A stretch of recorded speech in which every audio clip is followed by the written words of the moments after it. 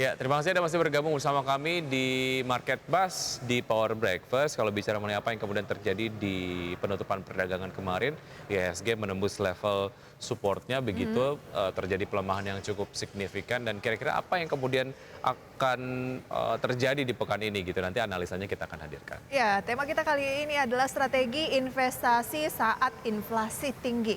Namun sebelumnya kami review pemirsa seperti apa penutupan dari bursa global. Kita mulai dari Amerika Serikat pemirsa, di mana untuk Wall Street cetak rebound kuat akhir pekan. Indeks Dow Jones Industrial Average bangkit 1,05% menjadi 31.097. Indeks S&P 500 naik 1,06% menjadi 3.825. Kemudian indeks Nasdaq menguat 0,9% menjadi 11.127. Ya, sementara itu dari bursa Eropa, indeks DAX Jerman naik 0,23% ke level 12.813, indeks FTSE di London turun tipis 0,01% menjadi 7.168, dan indeks CAC di pasar saham Paris menguat 0,14%, finish di level 5.931. Kemudian indeks harga saham gabungan dari dalam negeri pemirsa akhir pekan lalu anjlok 1,7% ke level 6.794, pelemahan yang cukup dalam untuk awal Juli 2022 ya. Oke, berikutnya dari bursa Asia, Nikkei Jepang dibuka menguat 0,64% di level 26.102, Kospi Korea dibuka menguat 0,15% di level 2.308, sementara data terakhir dari STI Singapura ditutup melemah 0,21% di level 3.095, dan bursa Hang Seng Hong Kong ditutup pada perdagangan hari ini. Oke, ditutupnya pada perdagangan akhir pekan lalu ya. Ya, baik. Baik, kemudian kita beralih ke komoditas pemirsa. Untuk minyak kategori WTI melemah 0,77% di level 107,59 dolar Amerika per barrel. Data terakhir nikel per 2 Juli 2022 melemah 3,76% di level 21.843,5 dolar Amerika per metric ton. Emas menguat 0,32% di level 1.807,2 dolar Amerika per troy ounce. Ya, kita ke pergerakan dari valuta asing pemirsa. Rupiah terhadap beberapa mata uang utama dunia terhadap dolar Amerika Serikat di level 14.862, terhadap euro di level 15.503, dan terhadap pound sterling di level 17.979, dan terhadap yen Jepang di level 109,98 rupiah. Oke. Baik, ini kalau kita lihat dari pelemahan dari IHSG sendiri yang mencapai 1,7% di pekan lalu, sebetulnya banyak yang bilang ataupun mungkin ini kemudian selalu disampaikan oleh analis ataupun mungkin investor, bahwa ketika terjadi pelemahan yang signifikan artinya mungkin ada saham-saham blue chip yang terdiskon banyak. Apakah ini adalah sebuah momen yang tepat untuk bisa masuk ke dalam saham-saham blue chip di tengah inflasi yang tinggi gitu? Oke, atau bisa ditambahkan juga dengan fixed income, misalnya obligasi. Nah, strategi investasi saat inflasi tinggi akan kami ulas pemirsa bersama dengan analis. Usai jeda pariwara berikut, tetaplah bersama kami di Market Bus Power Breakfast. Kembali di Market Bus, pemirsa, sebelum kami berbincang bersama analis yang sudah terhubung melalui video conference, ada informasi terkait dengan agenda ekonomi yang menarik untuk kita cermati. Di antaranya adalah ada libur Hari Kemerdekaan Amerika Serikat, kemudian juga ada data mengenai indeks manajer pembelian atau PMI di Singapura untuk bulan Juni, ada data mengenai neraca perdagangan India, salah satu mitra dagang yang cukup penting untuk Indonesia, dan juga neraca perdagangan untuk Jerman di bulan Mei. Kemudian pemirsa, dari emiten ada PTSN yang akan melaksanakan RUPS. Kemudian ada Bayu, kum dividen tunai, ada IDPR, kum dividen tunai, kemudian ada INDR, kum dividen tunai, dan juga pemirsa ada KMTR, kum dividen tunai. Itu dia beberapa agenda ekonomi dan juga emiten yang layak Anda cermati untuk perdagangan 4 Juli 2022 ini. Oke, dan kita sudah tersambung melalui video conference, ada Mas Andre Wijaya, beliau adalah Head of Research RHB Sekuritas Indonesia. Selamat pagi Mas Andre. Selamat pagi, semoga semua sehat-sehat ya. Amin, terima kasih sudah bergabung bersama kami, sehat selalu juga untuk Anda Mas Andre. Mas Andre, bagaimana mencermati terkait dengan peluang indeks harga saham gabungan setelah melihat rebound yang berlangsung pada bursa Wall Street di Jumat lalu gitu ya, meskipun ya saat ini Wall Street sudah libur untuk memperingati hari kemerdekaan tampaknya. Peluang untuk indeks harga saham gabungan yang jatuh 1,7% ini cukup dalam gitu ya. Bagaimana? Ya, kalau kita lihat sih kalau buat rebound peluang ada aja, apalagi kalau kita perhatikan di hari Jumat itu market turun sangat dalam satu hari itu turun 1,7%. Tapi kalau kita cermatin penurunan market hari Jumat itu sebenarnya nggak diikuti dengan volume yang besar. Jadi di hari Jumat itu trading harian itu hanya sebesar 11 triliun secara value, di bawah rata-rata, jadi turun dalam tapi nggak diikutin oleh volume. Ini memberi harapan bahwa sebenarnya memang market sekarang lagi bearish ya, tapi mungkin nggak sebearish yang kita takutkan, ya, turun 1,7%, dan ini memberi harapan bisa terjadi rebound di hari ini. Dan kalau saya ada diskusi tadi pagi dengan analis teknikal, dari analis teknikal dari RHB mengatakan bahwa sebenarnya secara teknikal tuh turunnya udah nggak banyak. Tapi mungkin yang perlu highlight ya, di kondisi market seperti saat ini kita harus lebih hati-hati dalam melakukan trading dan investasi saham, karena trennya sebenarnya lagi turun. Dan juga kalau lihat dari angka inflasi yang baru keluar, angka inflasi Indonesia ya kan baru keluar itu di hari Jumat kemarin, angka inflasinya juga cukup tinggi. Angkanya itu di angka inflasi di Juni itu mencapai 4,35%. Ini di atas ekspektasi dari konsensus yang memperkirakan angkanya 4,19%. Dan angka inflasi yang tinggi ini memberi kehati-hatian, jadi harus hati-hati, yang bisa menyebabkan daya beli masyarakat melemah, karena inflasi yang tinggi ini lebih banyak disebabkan karena push dari kenaikan biaya cost-nya. Jadi itu yang kita harus hati-hati. Penurunan saham yang banyak ini sebenarnya memberikan satu opportunity untuk beli saham terutama fundamental yang turun dalam. Kita mungkin bisa beli secara pelan-pelan, tapi ya tadi itu kita harus pintar-pintar mencari saham yang bagus di kondisi market yang ada saat ini.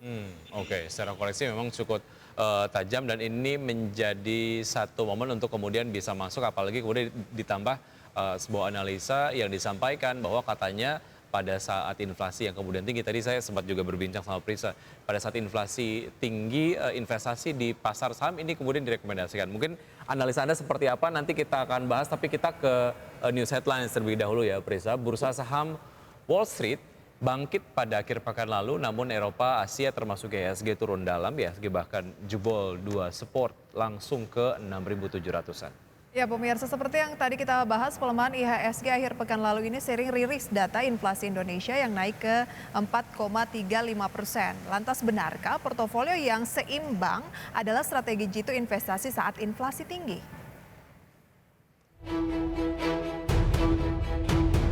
Pasar saham Wall Street bangkit kembali di penutupan pada perdagangan ringan akhir pekan lalu. Investor memulai semester kedua tahun ini menjelang libur panjang akhir pekan 4 Juli di Amerika Serikat. Indeks Dow Jones Industrial Average ditutup terangkat 1,05% menjadi 31.097. Indeks S&P 500 naik 1,06%. Semua sektor utama S&P 500 mengakhiri sesi di zona hijau dipimpin sektor utilitas. Sementara indeks komposit Nasdaq menguat 0,9%. Adapun pelaku pasar sekarang fokus melihat periode laporan laba perusahaan kuartal kedua. Laporan ketenagakerjaan bulan Juni oleh Departemen Tenaga Kerja dan pertemuan kebijakan moneter Federal Reserve rencananya pada bulan Juli ini. Beralih ke bursa Eropa, catat kinerja kuartalan terburuk sejak 2020. Indeks Blue Chip Eropa menutup kuartal kedua tahun ini pada hari Kamis turun 9%, periode 3 bulan terburuk sejak tahap awal pandemi pada tahun 2020 dan turun 16,6% tahun ini. Sentimen pasar global tetap suram karena perang di Ukraina tidak menunjukkan tanda-tanda mereda dan tekanan inflasi terus meningkat. Hal ini mendorong Bank Sentral untuk memulai pengetatan kebijakan moneter yang agresif dan memperburuk kekhawatiran perlambatan ekonomi global. Inflasi zona euro melonjak ke rekor tertinggi 8,6% year on year di bulan Juni, menurut perkiraan resmi pertama yang diterbitkan Jumat karena perang di Ukraina terus menaikkan harga pangan dan energi. Dari Asia, bursa saham juga melemah. Bursa Jepang memimpin penurunan di mana indeks Nikkei 225 di bursa Jepang kehilangan 1,73%. Hal ini seiring survei sentimen bisnis triwulan Bank of Japan mencatat penurunan tajam pada periode April hingga Juni.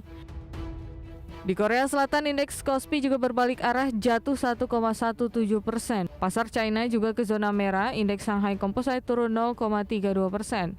PMI Manufaktur Umum Caixin China naik ke 51,7 pada Juni 2022 dari 48,1 pada Mei, melampaui perkiraan pasar 50,1. Ekspansi pertama sejak Februari dan laju tertajam sejak Mei 2021 di tengah pelonggaran tindakan penguncian dan pengendalian COVID-19. Sementara pasar di Hong Kong ditutup pada hari Jumat untuk libur karena kota tersebut memperingati 25 tahun penyerahan dari Inggris ke China pada hari Jumat. Dari dalam negeri, Badan Pusat Statistik mencatat inflasi tahunan di Indonesia pada Juni 2022 telah mencapai 4,35% year on year. Angka inflasi yang naik ini mengiringi bursa saham Indonesia mengakhiri sesi perdagangan 1 Juli pada Jumat lalu dengan mencatatkan kejatuhan sebesar 1,7% ke level 6.794, turun tajam dari sesi penutupan akhir pekan sebelumnya. Meski demikian, Indonesia telah menjadi salah satu negara dengan kinerja terbaik pada paruh pertama tahun 2022 di kelas aset ekuitas karena kondisi ekonomi makro yang stabil didukung harga komoditas dan neraca yang lebih sehat.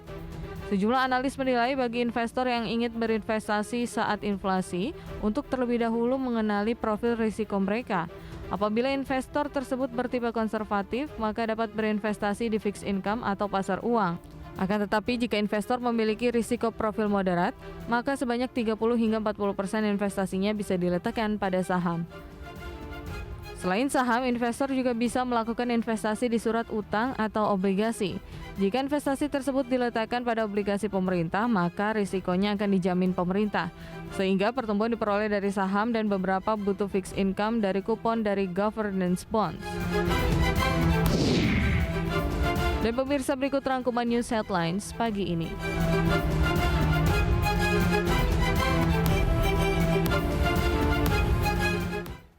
Nah, itu dia pemirsa ya news headlines pada pagi hari ini, di mana memang masih tertahan untuk bursa Asia meskipun sudah ada tampilan kenaikan dari Nikkei dan juga Kospi. Tadi kita lihat pembukaannya pemirsa ya. Dan sebelum kita lanjutkan, kita kembali akan menampilkan rekomendasi saham pilihan dari Mas Andre Wijaya, pemirsa Head of Research dari RHB Sekuritas. Selengkapnya bisa Anda saksikan di layar. Ada ICBP dengan rekomendasi buy, Mayora juga rekomendasi buy, dan ada Komunikasi Telkom rekomendasinya adalah buy. Lebih cenderung defensif. Ya, ini adalah sektor-sektor defensif ataupun sektor-sektor yang memang mayoritasnya adalah sektor konsumsi begitu ya. Ada ICBP dan juga Mayora. Kemudian ada dari telekomunikasi ada Telkom. Mengapa Anda cenderung merekomendasikan saham-saham defensif, Mas Andre? Ya, kenapa saya rekomendasi saham defensif? Karena saya lihat kelihatannya tren market masih bearish ya, dan mungkin paling nggak dalam jangka waktu dekat dan menengah ini. Ini di-trigger tadi kita tahu dari angka inflasi yang tinggi, dan kita lihat dengan angka inflasi yang tinggi di 4,35% dan BI rate sekarang berkisar 3,5% ini menyebabkan adanya negatif real interest rate, di mana angka inflasi itu di atas angka BI rate. Ini menyebabkan kelihatannya mungkin dalam jangka waktu dekat mungkin masih akan ada pelemahan di rupiah. Dan rupiah juga kita perhatikan hari Jumat tuh udah mendekati 15.000 penutupannya. Dan kemungkinan kalau kondisi masih belum membaik bisa menyebabkan rupiah mungkin akan lebih melemah lagi. Maka itu sebabnya kita lebih pilih mungkin buat minggu ini cari saham-saham yang defensif dulu untuk meng-hedge ekspektasi penurunan di IHSG. Berarti saya ulangi ya pernyataan Anda tadi, Anda memilih saham-saham defensif karena masih ada peluang bearish untuk IHSG, begitu ya? Ya. Oke, Anda memilih ICBP. ICBP apakah memang tidak erat kaitannya dengan nilai tukar rupiah ataukah mungkin memang ya perusahaan sebesar ICBP ini pasti telah melakukan hedging? ICBP sebenarnya nggak ada hedging ya, sama kita lihat pertama adalah dari sisi sales. ICBP itu jualan makanan pokok seperti instant noodles, mie instan, dan makanan pokok lainnya. Dan orang akan tetap beli makanan pokok ini walaupun kondisi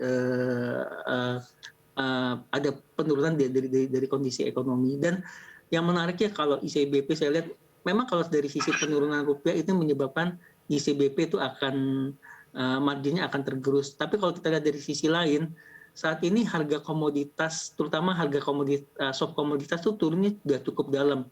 Seperti contohnya yang ini saya lihat dari harga komoditas per penutupan kemarin, harga gandum itu turun sebesar 4,3%. Itu satu hari aja di Jumat. Kemudian harga CPO juga turun 4,1%. Selain itu juga harga komoditas soft komoditas yang lain seperti jagung dan juga soy oil juga turun cukup dalam. Nah, penurunan harga soft komoditas ini akan menguntungkan ICBP walaupun rupiah sekarang sedang melemah karena penurunan harga soft komoditas ini lebih dalam turunnya daripada penurunan rupiah. Dan ICBP sendiri kita tahu selama semester pertama 2022 itu sudah meningkatkan harga jual. Itu tujuannya adalah untuk memperbaiki margin karena harga komoditas yang naik tinggi sekali di semester pertama. Dan penurunan harga komoditas yang sudah mulai turun di semester kedua ini positif buat ICBP. Ya, seminggu ke belakang ICBP melemah 1,58% secara harga dan harga terakhir di level 9.350. Artinya ini adalah satu level support yang Anda rekomendasikan atau masih tunggu ada koreksi lanjutan?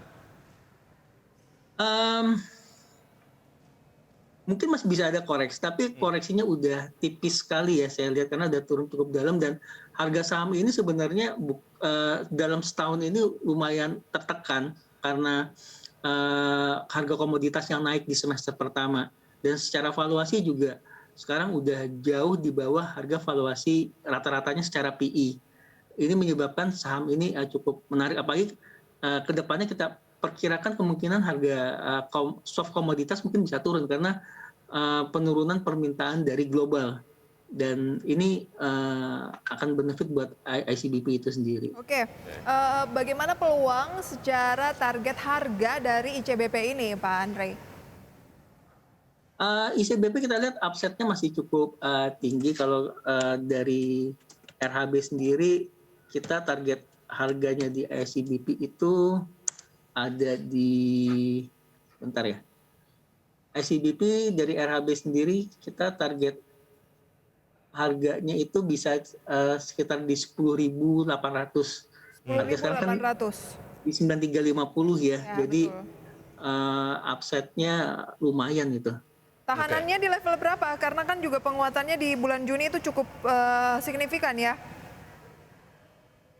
Tahanan saya nggak terlalu ngikutin teknikal ya, tapi secara fundamental kita lihat seharusnya di 10.800 itu masih bisa tercapai buat 6 bulan ke depan. Akhir tahun atau? Iya. Oke, baik. Baik, current price nggak masalah?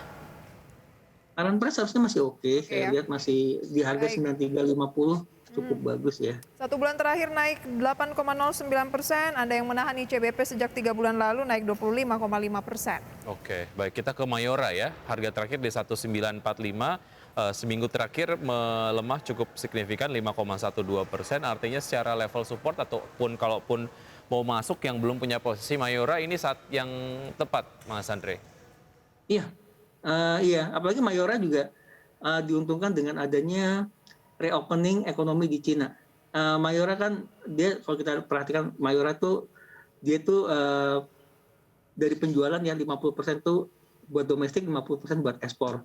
Dan market terbesar buat ekspornya adalah di Cina. Dan di Cina kita tahu selama 2 bulan terakhir di bulan Juni mungkin juga sebelumnya di bulan Mei itu ada lockdown, karena mereka menerapkan zero COVID policy. Jadi mereka lockdown, kegiatan bisnisnya nggak terlalu berjalan cukup bagus, sehingga menyebabkan adanya perlambatan di consumer spending. Dan sejak 1 Juli lockdown itu udah dilepaskan, jadi ekonomi Cina udah mulai tumbuh lagi secara perlahan-lahan, dan ini menyebabkan consumer spending naik, dan Mayora porsi penjualan ke Cina cukup besar dan akan diuntungkan di situ juga, selain juga diuntungkan dari penurunan harga komoditas yang baru-baru terjadi saat ini. Oke, Mayora masih ada peluang ke posisi berapa nih, Mas Andre? Kita target Mayora di 2100, target price Mayora. Seharusnya mungkin bisa naik lebih bagus lagi ya. Apalagi kita lihat dengan adanya perkembangan dari bisnisnya Mayora akhir-akhir ini. Kita percaya salesnya bisa recover karena ada Ke level berapa pembukaan targetnya? di jangka pendek di 2100 ya. 2100 ya, oke. Baik. Dan saat ini di 1945. Satu lagi Wiki ya, Telkom semenarik apa? Telkom ini termasuk saham yang defensif, Mbak, karena orang akan tetap butuh menggunakan telepon. Telekomunikasi udah jadi salah satu kebutuhan pokok saat ini. Nah, kita lihat Telkom itu target price-nya seharusnya bisa ke 4.500. Target price Telkom 4.500. Oke, 4.500 ya, sekarang di 4.020. Peluangnya masih menarik dan Anda lebih banyak merekomendasikan saham-saham yang defensif gitu ya, baik itu ICBP, Mayora dari consumer dan juga dari infrastruktur yaitu Telkom. Nanti akan kita bahas apakah karena di saham lebih banyak yang sudah lebih ke defensif, masih ada peluang Anda katakan tadi untuk turun di IHSG. Lebih baik kita juga ke fixed income, misalnya obligasi, Wiki ya. Ya, betul. Saja berikut ini kita akan bahas, tetap bersama kami. Terima kasih pemirsa, Anda masih bersama kami dalam Market Buzz. Dengan tema kita kali ini adalah strategi jitu investasi saat inflasi tinggi, bersama dengan Mas Andre Wijaya. Beliau ini adalah Head of Research dari RHB Sekuritas Indonesia. Ya, secara return yang kemudian direkomendasikan pada saat tren inflasi tinggi tentu saja adalah investasi di pasar saham begitu. Tapi kemudian untuk mereka yang mengekspektasikan fixed income, obligasi mungkin menarik untuk dicermati. Analisa Anda seperti apa terkait dengan rekomendasi ini, Mas Andre? Ya, sebenarnya kalau kita lihat kondisi saat ini, kita bisa cari yang lebih defensif. Mungkin kalau mau cari yang resikonya lebih rendah lagi, ya kita bisa beralih ke obligasi ya. Terutama obligasi yang background-nya itu underlying asetnya si pemerintah. Itu cenderung lebih aman karena jaminan dari pemerintah. Dan juga mungkin yang lainnya juga yang menarik adalah masuk ke instrumen money market juga menarik. Ya, yang jelas walaupun return-nya mungkin nggak setinggi saham, tapi mungkin resikonya seharusnya juga lebih rendah, penurunannya nggak dalam juga. Yaitu dua instrumen yang bisa direkomendasikan ya di kondisi market saat ini. Oke, berarti bisa di-mix ya, kalau ingin growth ya di saham, kemudian kalau ingin yang fix income bisa di obligasi, sekaligus juga kan obligasi pemerintah kan risikonya akan lebih dijamin karena yang menjamin itu adalah pemerintah, dan juga ke money market. Tapi strategi untuk masuk ke money market ini gimana, Mas Andre? Ya, money market ya sama juga, kita bisa beli reksadana money market kan banyak juga tuh dijual, kita bisa masuk di situ. Jadi kita beli reksadananya, sama juga kayak obligasi, kita juga beli reksadana obligasi. Seperti itu strateginya. Baik, Mas Andre, bicara mengenai inflasi, tentu saja inilah dampak dari volatilitas harga komoditas yang terjadi terkait dengan perang dari Rusia dan juga Ukraina. Beberapa waktu yang lalu Presiden Joko Widodo melakukan kunjungan perdamaian ke sana. Bagaimana ini diterjemahkan oleh pelaku pasar dan adakah kemudian dampak signifikan yang diekspektasikan? Iya, ini seharusnya kunjungan Pak Jokowi ke Rusia dan Ukraina ini memberikan dampak yang sangat positif, dan ini udah mulai kelihatan. Dan kita tahu kan hasil pidato terakhir antara Pak Jokowi dan Presiden Putin ini mengatakan Presiden Putin akan menjamin keamanan untuk ekspor dari Ukraina, terutama buat ekspor bahan makanan seperti gandum. Dan juga Presiden Putin juga mengatakan bahwa perdagangan ekspor pupuk juga akan mulai dilakukan lagi. Kita tahu gandum itu adalah bahan makanan pokok utama buat dunia, buat bahan baku roti. Pupuk juga sangat penting karena pupuk ini mencakup untuk bahan pangan juga. Selama ini harga gandum dan harga pupuk naiknya cukup signifikan karena terhentinya ekspor gandum dan pupuk dari Rusia dan dari Ukraina. Yang mana juga Ukraina dan Rusia itu adalah salah satu produsen pupuk dan gandum terbesar di dunia. Dan sejak Pak Presiden Putin mengatakan ekspor gandum dan pupuk mau dibuka, kita udah lihat sekarang harga komoditas udah mulai turun cukup dalam sejak hari Jumat minggu lalu. Tadi saya sudah sempat sebutkan harga komoditas gandum itu turun bisa sampai 4,3%. Harga komoditas CPO turun 4,1%. Soy oil 6,1%. Jagung turun 2%. Ini kita lihat ada harapan bahwa harga komoditas akan berangsur-angsur akan turun, dan ini sebenarnya bagus buat inflasi dunia. Mungkin akan bisa mereda kenaikannya. Baik, kalau ada peluang harga komoditas ini turun, hindari dulu saham-saham komoditas yang mungkin sudah naik cukup tinggi, Mas Andre? Ya, terutama yang CPO ya. CPO turunnya cukup dalam. Ya itu udah naiknya cukup tinggi juga harga sahamnya. Jadi batu bara masih aman? Batu bara turunnya nggak terlalu dalam ya. Saya lihat hari Jumat itu harga batu bara itu bahkan masih naik 0,5%. Dan yang saya tahu kan so far masih belum terpecahkan itu masalah ekspor minyak mentah dan gas yang masih terhenti di Rusia. Jadi kelihatannya harga komoditas batu bara kemungkinan masih akan tetap tinggi. Baik, ini artinya cukup terkonfirmasi begitu dari apa yang kemudian sudah disampaikan oleh Mas Andre bahwa cukup implikatif kunjungan diplomasi perdamaian yang dilakukan oleh Presiden Joko Widodo ke Ukraina dan juga Rusia. Artinya ada sebuah komitmen untuk tetap menjamin rantai pasok untuk komoditas-komoditas tadi. Walaupun memang tidak ada satu dampak secara langsung terhadap pasar modal dunia, tapi terhadap inflasi yang ini juga dijadikan salah satu indikator utama yang kemudian mempengaruhi volatilitas dari pasar modal. Ini akan berdampak begitu ya. Baik, Mas Andre, terima kasih sudah bergabung dan juga atas analisa dari Anda di pagi hari ini. Sukses untuk Anda, sampai jumpa. Selamat pagi, Mas Andre. Terima kasih banyak. Terima kasih banyak. Oke, tadi sudah disampaikan bahwa peluangnya indeks harga saham gabungan masih akan terkoreksi sama persis dengan pembukaan perdagangan pada pagi hari ini, pemirsa. IHSG turun 0,32% pada posisi 6.772. Lebih rendah daripada penutupan di akhir pekan lalu. Kemudian Jakarta Islamic Index turun 0,15% di posisi 564, LQ45 turun 0,31% di 971. Ya, kita lihat saham-saham yang menjadi top gainers, 4 besar diantaranya adalah ada BMRI, BBCA, ITMG dan juga UNTR dengan penguatan masing-masing 0,66%, 0,34%, 0,58%. Dan juga 0,09%. Seperti yang tadi sempat disampaikan, saham-saham blue chip mungkin ini saatnya untuk kemudian masuk dan terbukti masuk ke jajaran top gainers di pagi hari ini ya. Ya, lagi-lagi banking dan juga saham berbasis komoditas batu bara yang memang tadi dinilai pelemahan dari harga komoditas lebih ngaruh ke CPO, dan batu bara tampaknya masih akan menguat gitu ya.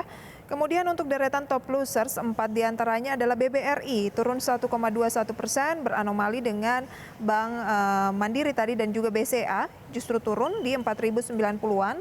Antam turun 0,86% di 1.735, WINR turun 6,71% di posisi 66, dan juga Saratoga, pemirsa, mengalami pelemahan 4,12% seiring dengan indeks harga saham gabungan yang melemah gitu ya. Tetapi Wiki lagi-lagi sesuai dengan arahan dari Mas Andre tadi, Head of Research RHB Sekuritas, memang saat ini peluangnya masih akan turun untuk saham, jadi menarik untuk melirik investasi lain, misalnya reksadana obligasi dan juga pasar uang. Betul, tapi tentunya keputusan investasi kembali ke Anda investor pasar modal yang ada di Indonesia. Baik, dan itu tadi dia analisa dan juga beberapa data yang kita sudah bahas. Semoga dapat menjadi bekal investasi Anda untuk hari ini. Dan di segmen kreatif kita mau bahas apa nih Wiki? Kita akan membahas sebuah perusahaan rintisan yang memberdayakan wanita yang ada di Indonesia untuk kemudian memberikan kontribusi sangat signifikan terhadap pertumbuhan ekonomi Indonesia.